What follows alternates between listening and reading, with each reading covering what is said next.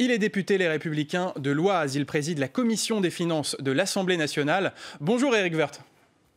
Bonjour. Alors nous sommes ensemble pour une interview de 20 minutes et on va commencer par l'actualité forte de ce jour, la nouvelle étape du déconfinement qui doit être dévoilée par le Premier ministre Édouard Philippe cet après-midi. Qu'est-ce que vous attendez des annonces du Premier ministre ?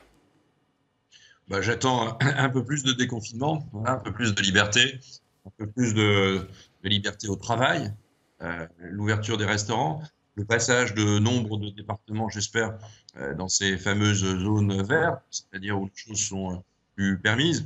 Je crois, si j'en comprends ce que disent un certain nombre de médias, que les chiffres sont plutôt bons et que l'épidémie a plutôt tendance à se calmer dans pas mal de départements, notamment le mien, de l'Oise, donc des départements qui étaient très touchés. J'entends tout à l'heure dans le Haut-Rhin, disant la même chose. Donc, il faut mettre les choses au clair. On indique très clairement que la France est prête à retravailler, qu'elle est prête également à retrouver ces liens sociaux. C'est beaucoup rompu. J'attends aussi que les collèges, que les lycées reprennent. C'est très important qu'ils reprennent avant les. Alors Éric Woerth, on va voir cet après-midi la nouvelle carte de France avec les zones rouges et les zones vertes. Il pourrait y avoir une classification par département et non plus par région. Ce serait une bonne solution ? Enfin, je pense, je ne sais pas comment on a construit les choses par région, mais on voit bien que c'était aussi une affaire de mobilité. Dans la région des Hauts-de-France, il y avait une très grosse différence entre le département du Nord et le département de l'Oise ou le sud du département de l'Aisne, et c'est vrai dans beaucoup de régions. Donc je crois qu'il faut être beaucoup plus précis, avoir probablement la précision qu'il y a eu au début de l'épidémie avec cette notion de cluster, c'est-à-dire des lieux un peu qui pour une raison ou pour une autre étaient très affectés et infectés d'ailleurs par le virus.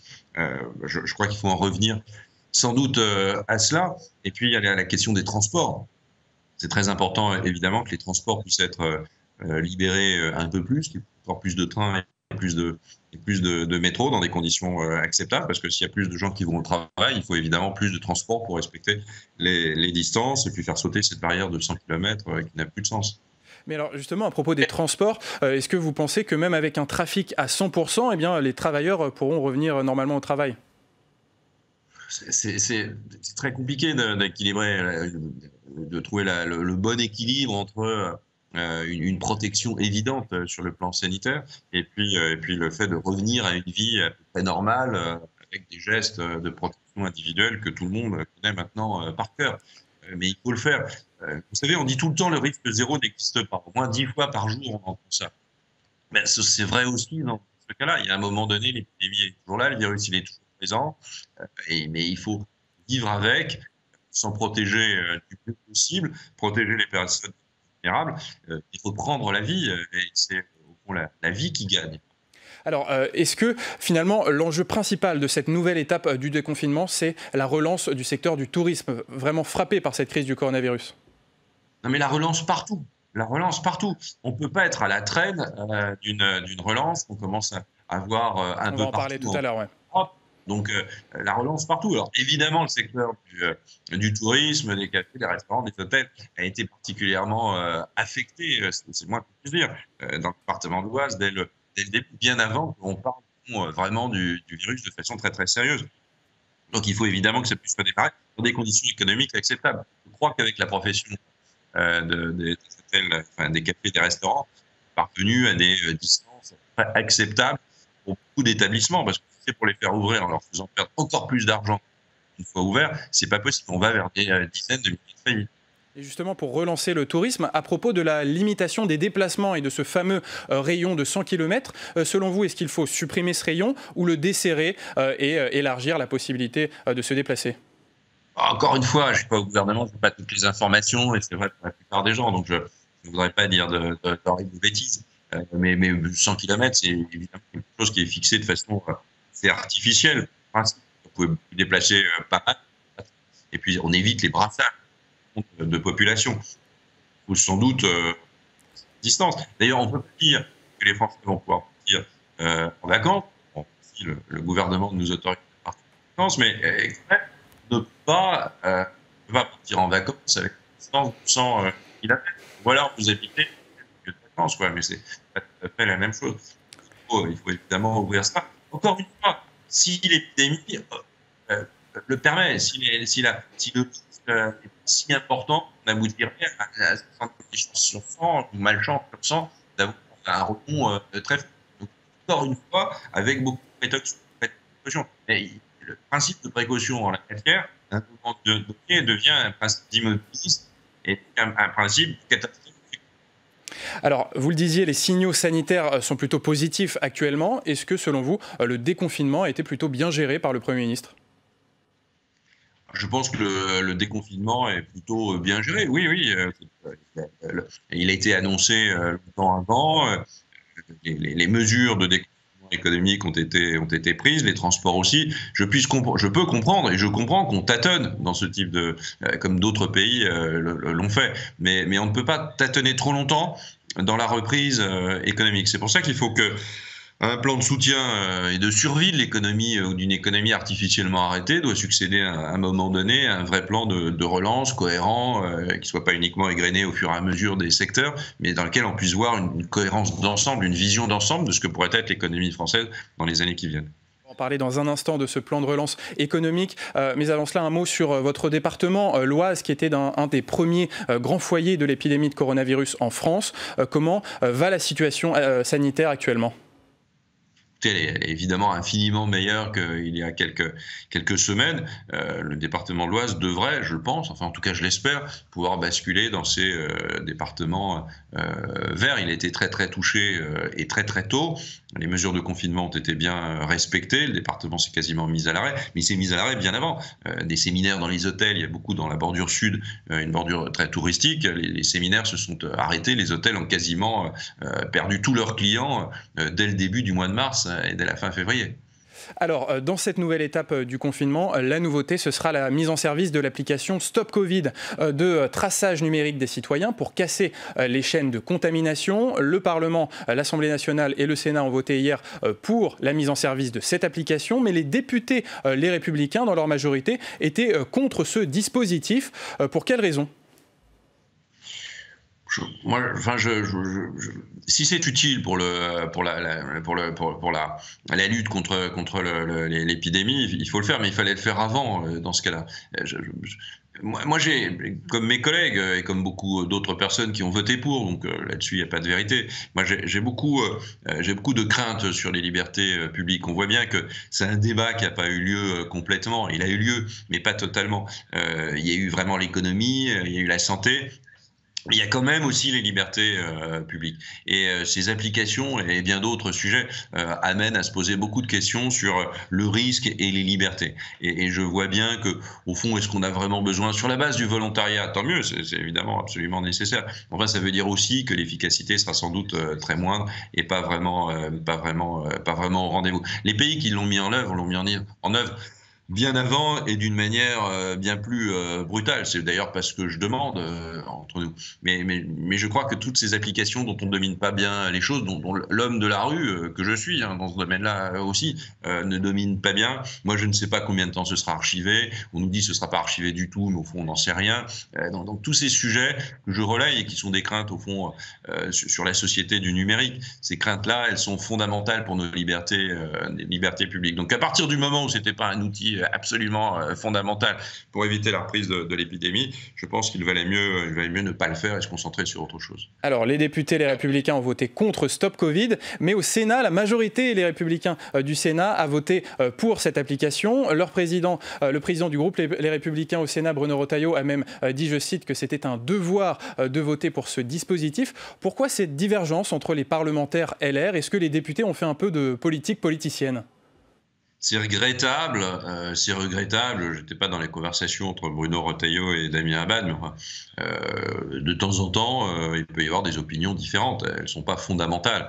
L'opinion sur les libertés publiques est la même, et l'opinion évidemment sur l'ensemble de la crise est aussi la même. Sur des points de cette nature, on peut avoir le verre à moitié plein et le verre à moitié vide, l'application Stop Covid. S'il n'y a aucun risque, il faut le faire. Si on considère qu'il y a un début de risque ou que ça pose une question de liberté publique, il ne faut pas le faire. Voilà. C'est pas très grave. On va parler maintenant de la relance économique, d'abord au plan européen, puisque ça y est, on connaît le plan de relance européen présenté hier par la Commission européenne, 750 milliards d'euros, qui intègre les 500 milliards d'euros du plan franco-allemand qui avait été annoncé par Emmanuel Macron et Angela Merkel. C'est une victoire pour l'Europe. Ça y est, l'Europe est au rendez-vous de la crise du coronavirus ? Alors oui, elle a mis du temps pour être au rendez-vous, comme souvent, parce que l'Europe c'est lourd, c'est compliqué. Il y a des positions très différentes les unes des autres. C'est un plan important. Moi, je rappelle que le budget européen, c'est moins de 150 milliards. Tout le monde pense que c'est un énorme budget. En fait, c'est un tout petit budget. C'est très inférieur au budget du pays, au budget de la France. Donc 750 milliards, c'est une somme très importante.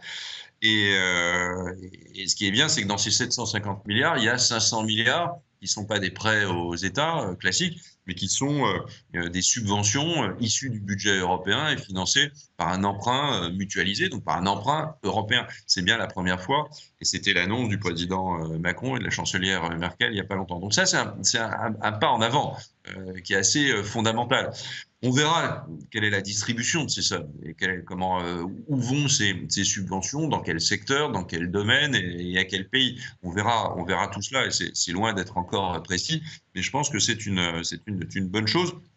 Ça vient s'ajouter aux dispositifs qui avaient été décidés par l'Europe, notamment par exemple le soutien au chômage partiel, et la France aura bien besoin d'un soutien financier pour essayer d'absorber la dépense considérable d'activité partielle. Enfin, en tout cas, l'Europe a pris les bonnes décisions et on peut s'en réjouir. J'y ajoute les décisions de la BCE. Alors allons maintenant sur le plan français. Est-ce que le gouvernement français est au rendez-vous de la relance économique, selon vous ? On verra. On verra ce que ça donnera. On verra si on est dans une courbe très très plate de relance ou au contraire une courbe très vigoureuse de relance. Aujourd'hui, les prévisionnistes prévoient en réalité une récession de l'ordre d'une dizaine ou d'une douzaine de pourcents pour l'année 2020. Donc c'est absolument gigantesque, hein. C'est énorme, 12%, 10% de récession. D'ailleurs, c'est plus du tout les chiffres qu'ont donné le gouvernement. C'est des chiffres absolument gigantesques. On peut mettre des années à remonter la pente. C'est ça qu'il faut voir. Même si vous reprenez 5 ou 6% l'année prochaine, vous serez très très loin de la situation au temps zéro avant la crise. Donc le revenu, les ressources, la création de richesses seront très en retard. Il y a des plans sociaux qui se profilent, dont certains sont d'ailleurs concrètement en œuvre. Donc on voit bien que le risque, c'est une reprise assez lente avec évidemment un cortège de plans sociaux et de licenciements et de personnes qui vont passer d'un chômage partiel à un chômage réel. Et c'est ça qu'il faut absolument éviter. Et c'est de cela dont le gouvernement est au fond responsable. C'est comment il va articuler cette économie de survie qui était ce plan de survie, qui était le plan de soutien gigantesque, qui crée évidemment beaucoup de déficits, mais qui était obligatoire, qui était plutôt bien construit. Comment on passe à une économie de reprise où on accélère la reprise économique et pas uniquement on la constate au fil de l'eau, et également où on en fait un accélérateur de transformation économique. Je pense notamment à l'intégration de données écologiques ou numériques ou de toute nature. Alors Éric Woerth, la semaine prochaine, vous présenterez votre propre plan de relance de l'économie française. Est-ce qu'on peut déjà connaître les premières pistes ? Combien d'argent il faut mettre sur la table pour relancer la machine ? On y travaille depuis 3 semaines. On a déjà sorti des papiers déjà bien avant que le gouvernement ne parle réellement de relance. On le fera plus collectivement la semaine prochaine à propos des niches, comme on dit, donc des PPL de LR à l'Assemblée nationale. Donc il y a un premier point, c'est qu'il faut vraiment effacer ces 3 mois. Donc il faut au maximum essayer de dégréver, c'est-à-dire d'abandonner les créances de l'État en termes fiscal et social. Toutes les cotisations sociales ou la fiscalité qui a été due, elle est reportée dans beaucoup de secteurs, d'ailleurs dans la plupart. Il faut absolument que l'État, à mon avis, l'abandonne à partir en proportion, par exemple, de la perte du chiffre d'affaires. Donc c'est absolument essentiel parce que les entreprises n'arriveront pas à payer leurs charges du moment et les charges du passé. Il faudrait que les choses soient très claires. Il faut aussi, me semble-t-il, activer les dépenses de chômage partiel. C'est-à-dire qu'il y a un moment donné, il faut que les salariés acceptent, même s'il y a des risques, et ils acceptent d'aller travailler, un peu en télétravail, mais surtout en présence physique, et puis de l'autre, que les employeurs acceptent de les reprendre plus vite que la croissance de leur propre chiffre d'affaires. Je pense qu'il faut réduire le coût du travail. Et donc, il faut ponctuellement. Donc, il faut que une partie des charges et des coûts de chômage partiel soit transférée vers une baisse du coût du travail. Et je pense surtout aux jeunes aussi. Nous, on en parle depuis presque un mois de cette génération qui risquerait d'être une génération sacrifiée. On voit que beaucoup de monde est en train de le découvrir. Les portes de stage se ferment, les apprentis n'en trouvent pas. Ceux qui veulent, enfin, nos jeunes qui sont en fin d'études trouvent porte close sur le marché du travail. Il faut trouver des solutions. Alors, par exemple, un zéro charge pendant 2 ans pour l'emploi de jeunes sortant de leur formation pourrait être une solution. Bien d'autres peuvent exister. Quand il n'y a pas d'autres solutions, prolonger, par exemple, le statut étudiant qui assure une protection sociale, etc., etc. Revoir peut-être la notion de contrat à durée déterminée. On peut peut-être le rendre un tout petit peu plus souple dans un moment donné, sans tomber dans les erreurs du passé. Donc tous ces sujets sont majeurs. Puis un autre sujet qui est majeur, c'est que les entreprises, elles vont être super endettées. Il n'y a pas que les États qui vont être super endettés. Les entreprises vont être super endettées. Le PGE, ce plan garanti par l'État, c'est un endettement en fonds des entreprises. Donc il faut au maximum essayer de convertir de l'endettement en fonds propres ou quasi-fonds propres pour assurer la survie des entreprises. Alors Éric Woerth, pour financer ce plan de relance de l'économie, financer tout cet argent public qui va être injecté dans la machine économique, eh bien dans le débat actuellement, il y a la question de la contribution des plus aisés. Le président de l'Assemblée nationale, Richard Ferrand, a même mis cette proposition sur la table, augmenter la contribution des plus riches. Et puis la prix Nobel de l'économie, Esther Duflo, l'a même assuré, il faut un nouvel impôt sur la fortune. Si c'est le prix Nobel de l'économie qui le dit, il faut l'écouter, non ? Pas du tout, non. Les prix Nobel peuvent se tromper. Voilà, ils font de la recherche économique, ils ne font pas de l'application économique. Quand on a 65 millions d'habitants en face, c'est très très différent, même si j'ai un grand respect pour les économistes. La dimension sociale d'un plan de relance, d'un programme de relance, elle est fondamentale. Et dans un programme de relance, on doit évidemment intégrer tout ce qui sera, non pas uniquement des mesures de court ou de moyen terme, mais des mesures de transformation de notre économie. Donc une économie moins carbonée, une économie plus numérisée, plus robotisée, plus relocalisée aussi à un moment donné, c'est très important. La dimension sociale, elle est majeure. Il faut donc insister là-dessus. Je crois que la dimension sociale, elle est fondamentale. Et elle peut être fondamentale dans l'idée d'égalité des chances. On voit bien que les Français, aujourd'hui, sont moins à égalité qu'ils ne l'étaient à une période dans les chances qu'ils ont de progresser dans la vie, et notamment dans la vie sociale. C'est très important pour les jeunes. Nombre d'études et nombre de prix Nobel d'économie le disent. Donc prenons des mesures qui permettent d'engager la France vers un mieux écologique et vers un mieux social. Maintenant, la chasse aux riches, ça a toujours été le cas, surtout dans notre pays. Alors parfois on les chasse tout doucement, on ajoute les impôts, d'autres fois on leur coupe la tête. Je rappelle que le riche, c'est souvent votre voisin. Le riche, c'est celui qui gagne 100 ou 200 euros de plus. C'est celui qui a une plus jolie voiture. Bon, tout ça, c'est pas une bonne manière, me semble-t-il, de sortir d'une crise, surtout dans un pays qui est le premier pays à autant fiscaliser au monde quand on ajoute les charges fiscales, c'est-à-dire les impôts et les cotisations sociales. Donc c'est une option qui me semble interdite. Alors, on peut toujours avoir un concours l'épine permanent de la fiscalité et comment augmenter la fiscalité. Demain, on refiscalisera les portes et les fenêtres ou autre chose. On trouvera toujours. Non, je pense qu'il ne faut pas toucher à la fiscalité. Il faut sans doute, probablement, orienter la fiscalité en fonction de ce qu'on souhaite. On pourrait réfléchir à une fiscalité sur les entreprises qui soit différente selon qu'elles aient un programme de lutte contre l'émission de carbone ou pas. Voilà, il y a beaucoup de sujets qui peuvent être abordés de cette façon-là, de façon, me semble-t-il, beaucoup plus intelligente. Pardonnez-moi, le temps presse, on va finir par des questions politiques et notamment les élections municipales. Sur l'élection à Paris, qu'est-ce que doit faire Rachida Dati pour gagner? Est-ce qu'elle doit s'allier avec Agnès Buzyn de La République En Marche?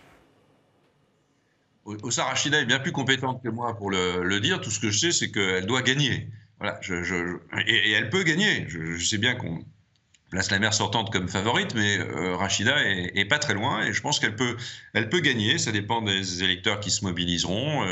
Bon, il y a évidemment du côté d'Agnès Buzyn une énorme pagaille politique. On ne sait plus trop bien ce que représente cette liste qui a connu beaucoup de vicissitudes. Il ne faudrait pas que ce soit des votes perdus. Donc ces électeurs, ils doivent... Vous savez, c'est une vieille formule, c'est le vote utile. Il y a un moment donné, il y a quelqu'un qui est au pouvoir. Donc est-ce que vous voulez de Madame Dati ou est-ce que vous voulez de Madame Hidalgo? Je crois que Madame Hidalgo montrait quand même un certain nombre d'imperfections dans la gestion de Paris. Donc votons et votez Rachida Dati.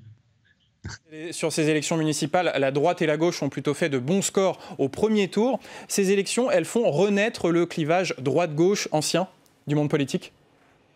Il n'est pas si ancien que ça. Il est déjà totalement actuel dans la propre majorité. Et la majorité, elle est déjà dans un clivage droite-gauche. Au fond, c'est pas ancien. Le monde, il se partage. Alors, il se partage pas en deux entre le noir et le blanc, le bleu et le rouge.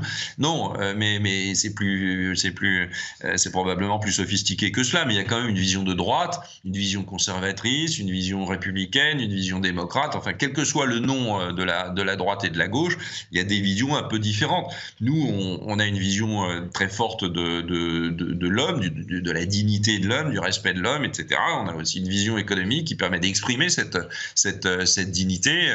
On a une vision territoriale, on a une vision déjacobinisée, si je peux dire, en tout cas décentralisée de la gestion du pays. On doit l'exprimer. Les Républicains sont en train de travailler là-dessus d'arrache-pied et les élections municipales sont... En tout cas, le premier tour a été un succès pour notre formation politique. J'espère que ce sera confirmé au deuxième tour. Merci beaucoup Éric Woerth d'avoir été notre invité politique dans notre émission Bonjour chez vous. Demain, en plateau, nous recevrons la ministre de la Transition écologique et solidaire, Elisabeth Borne.